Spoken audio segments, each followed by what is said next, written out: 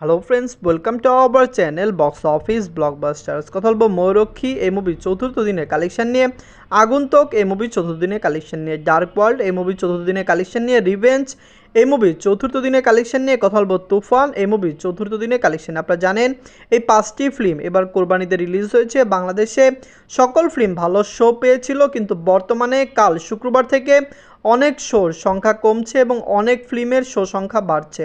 আপনি জানিয়ে দেয় যেই ফিল্মগুলি ভালো রিভিউ পেয়েছে তাদের শো সংখ্যা কিন্তু শুক্রবারে বাড়ছে। এর মধ্যে তুফান রয়েছে, রিভেঞ্জ রয়েছে এবং আগন্তুক রয়েছে। এই 3টি ফিল্মের শো সংখ্যা কাল শুক্রবার থেকে বাড়তে পারে, যেখানে ডার্ক ওয়ার্ল্ড এবং ময়ূরক্ষীর শো সংখ্যা কমেছে। আপনার জানিয়ে দেয় অনেক জায়গা থেকে ডার্ক ওয়ার্ল্ড ওয়াশ আউট হয়েছে। ডার্ক ওয়ার্ল্ড কিন্তু ভালো সিনেমা হলে রিলিজ হয়েছিল, কিন্তু মুভির রেসপন্স দেখে আমাদের মনে হচ্ছে মুভিটি দ্বিতীয় সপ্তাহে ওয়াশ আউট হওয়ার সম্ভাবনা প্রবল। কথা বলবে 5 টিমের কালেকশন নিয়ে।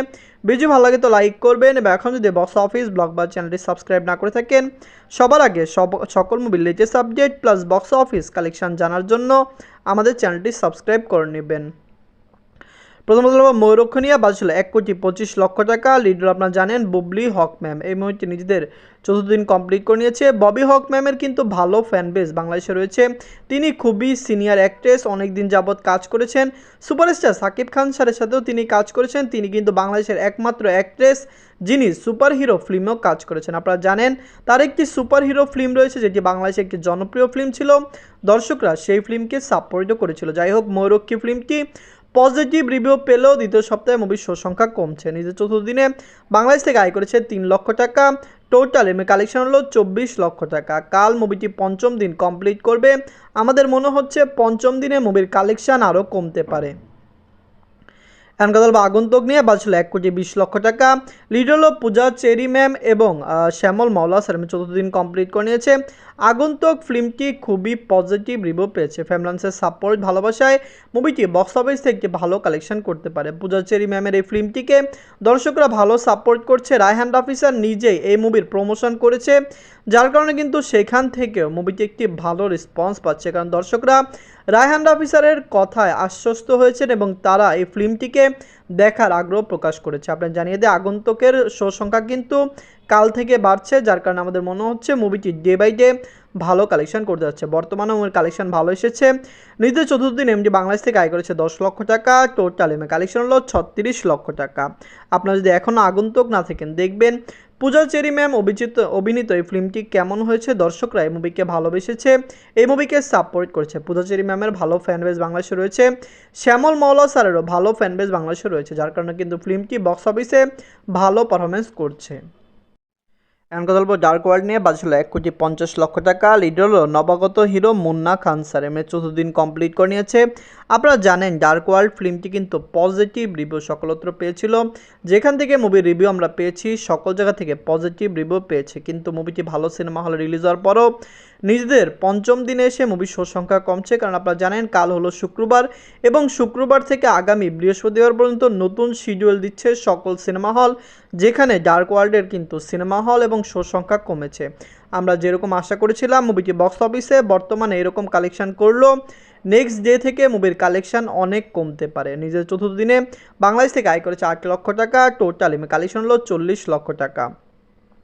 আপনারা যদি এখনও ডার্ক ওয়ার্ল্ড না থাকেন, দেখবেন আপনি জানিয়ে দেই মুন্না খান স্যার এই মুভির অ্যাক্টর হলো, তিনি এই মুভির প্রডিউসার প্লাস অ্যাক্টর। কিন্তু আমরা যেখানে সিনেমা হলের বাহিরে পোস্টার দেখেছি সেখানে তাকে কিন্তু দেখাই যায়নি সেই রকম। কৌশানী মুখার্জি ম্যামের পোস্টারেই সবচেয়ে বড় ছবি রয়েছে, যেখানে মুন্না খান স্যার প্লাস যারা কাজ করেছে সবারই ছবিটি খুবই ছোট ছিল। এটি কিন্তু একটি ভালো মার্কেটিং হলেও অনেকে এটি পছন্দ করেনি।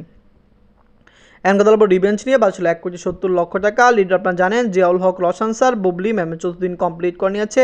জিয়াউল হক রোশন স্যার এবং বুবলি ম্যাম অভিনীত রিভেঞ্জ ফিল্মটি বক্স অফিসে নেগেটিভ মিক্স রিভিউ পেয়েছে, কিন্তু আপনার জানিয়ে দেই মুভির শো সংখ্যা দ্বিতীয় সপ্তাহ থেকে বাড়ছে। অনেক জায়গা থেকে মুভিটি ওয়াশ আউট হয়েছে, কিন্তু অনেক সিঙ্গেল স্ক্রিনে রিভেঞ্জকে নিয়েছে, কারণ রিভেঞ্জকে দর্শকরা দেখতে যাচ্ছে।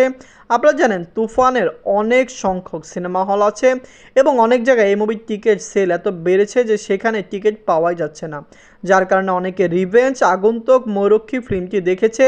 রিভেঞ্জ অনেক জায়গায় শো সংখ্যা বাড়বে, কারণ রিভেঞ্জেরও ভালো চাহিদা বাংলাদেশে তৈরি হয়েছে। আমরা যেরকম আশা করছি রিভেঞ্জ এর চেয়েও ভালো কালেকশন বাংলাদেশে করতে পারে। 14 দিনে যে বাংলাদেশ থেকে আয় করেছে 10 লক্ষ টাকা, টোটাল কালেকশন হলো 63 লক্ষ টাকা। আমরা আশা করছি আগামীকাল শুক্রবার থেকে রিভেঞ্জের কালেকশনও বাড়বে, মুভিটি বক্স অফিসে একটি ভালো কালেকশন করবে।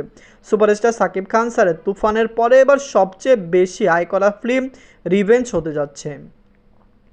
এখন কথা বলবো তুফান নিয়ে। বাজছিল 15 কোটি টাকা। লিড হলো superstar megastar Shakib Khan sir, Chanchal Chowdhury sir, এবং আপনারা জানেন এই মুভিতে আরও অনেকেই কাজ করেছে। মুভির অ্যাক্ট্রেস মিমিয়া মিম এবং director Raihan Rafi sir. Raihan Rafi sir বাংলাদেশের ইতিহাসের সেরা ডিরেক্টর, তাকে বাংলাদেশের দর্শকরা অনেক বেশি ভালোবাসেন এবং পছন্দ করেন।